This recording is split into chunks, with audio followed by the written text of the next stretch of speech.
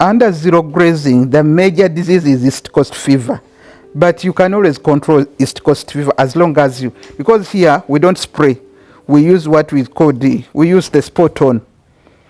We have few animals, so spraying becomes labor intensive. So this one you just power at the back, and then that is done once a week. The second disease is mastitis, but mastitis mainly, it could be genetic, but in most cases it is due to poor hygiene. Because under zero grazing, and especially in urban centers, the major challenge is the manure disposal. So people tend to leave the manure to accumulate in the grazing unit. So at the end of the day, if you have a lactating cow, the germs will enter the teats, and that will be the source of all problems. Those are major, maybe the worms. Of course, you have to deworm the animals at least once every 2 months. Those are the major. But we vaccinate, of course, foot and mouth. We vaccinate, and then anthrax and other diseases. There are diseases, of course, which can be controlled through vaccinations. There are diseases which can be controlled through proper hygiene, and there are diseases, like worms, you just deworm. Then when you move around, you will see a number of these cards, blue, yellow, blue. It has nothing to do with politics. These blue cards, even there are so many in the zero grazing unit.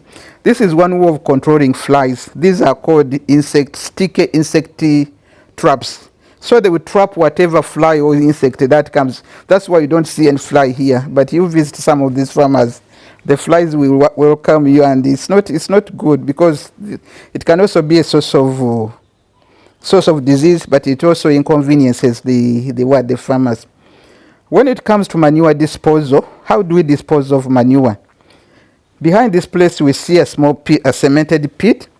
What we do, we remove the manure from the grazing unit, put it in that cemented pit, disinfect it, and then cover it. We have so many customers who come to buy it, but then we also use the same manure to make charcoal briquettes. This young man will take you where the charcoal briquettes are. So here we save a lot on fuel. So we use the charcoal briquettes to cook. We don't sell them, but we use them to cook. First and foremost, the feed. I told you the feed we take over 80% of the total amount of money we're going to spend on that one cow. If you have the feed, if you can't control the diseases, then there's what we call cow comfort. These cows are like human beings. The cow has to be comfortable. And then cows are also part of the family. Eh? They're also family members. If you don't eat, and then, if you eat and then you think your animal will give you milk without eating, then that is unfortunate. You really have to make sure that you feed that cow well. But then the other thing also, somebody who is just starting, it's very important to visit fellow farmers. You can always learn a lot from them.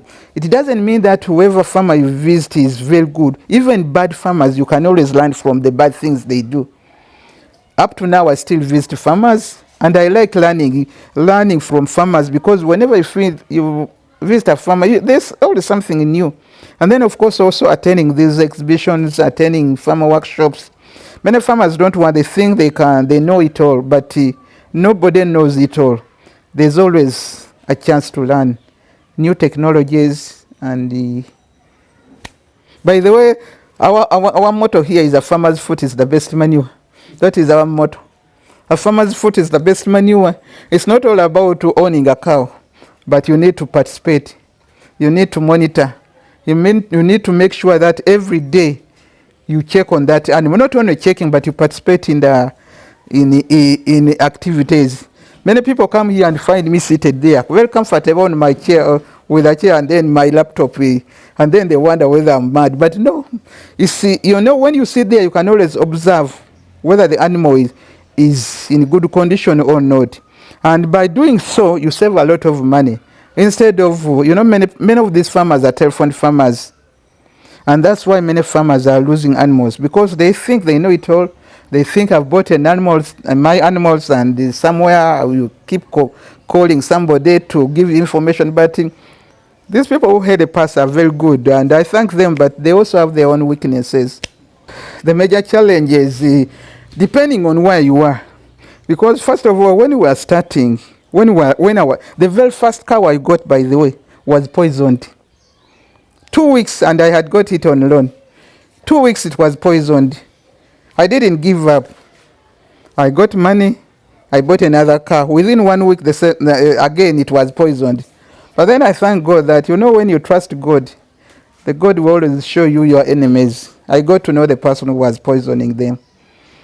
And it's very unfortunate, but fortunately she left. So when you are starting, you should expect so many challenges. First of all, you might be having neighbors whom you think you are friends. But some of these neighbors can also be, I don't want to use the bad word, but they can also be, I don't know what word to use. Kwegamba omuntu abeerawo wettima tayagaliza munne lwaki ono aleeta ente munankani kanjite so nga nankani nga tetalina kyemukozeeko. So when you start even kwegamba just start, like any other business, when you are starting, things are never easy. Even ne bwe kibeera nga kutunga kyalaani oyinza okwesanga nga empiso ekugiza eki. So but whenever you get a challenge, use that challenge to improve. At least try to consult people who have been in that business for some time before you start.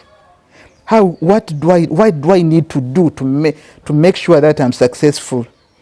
How can I handle that? How do I handle my cow? Because it's not just a matter of buying a cow and you put it there. You have to make sure you have the money. Because first of all, you need to have, because the cow might not be producing milk, lactating. You are just putting their money. If you don't have that money to buy the drugs, if you don't have money to buy the mineral blocks, because these animals, they need the vitamins, minerals, and what, and especially the animals that are lactating, that are producing milk. If you don't give them mineral blocks, the mineral leaks, then that is very dangerous, because they need the calcium, they need the phosphorus for their bones. That's why many people are losing their animals due to milk fever, and especially high-yielding milk, I mean animals that produce a lot of milk. They tend to just collapse a few days before calving down. Normally that is due to lack of calcium and phosphorus.